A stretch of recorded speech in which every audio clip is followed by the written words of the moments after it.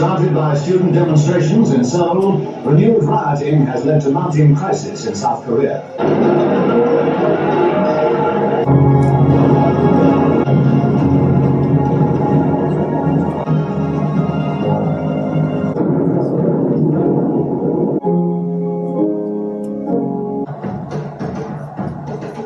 The brief history about Korean history. You might be surprised that the free election in Korea was just 1992. You now see democratic Korea and a lot of development, but actually it was not long ago that we saw people were arresting on the street, and actually there were gunfire against civilians. Yeah, it's all around the world, but also in Korea. So what happened now, this is politically, I think is very, very critical, and historically also.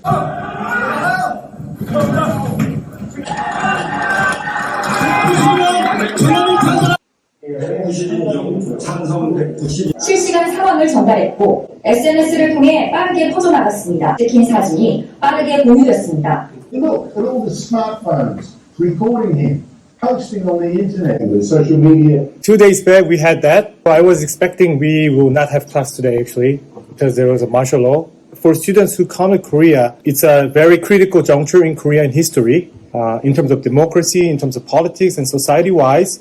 As you just watched the video of 6 years back, we impeached the president with the civil movement. Now we're seeing the same phenomena. 5 years later, everyone in the world will say this year, 2024, December, as a critical juncture in Korean history, democracy. So we are seeing a huge event actually.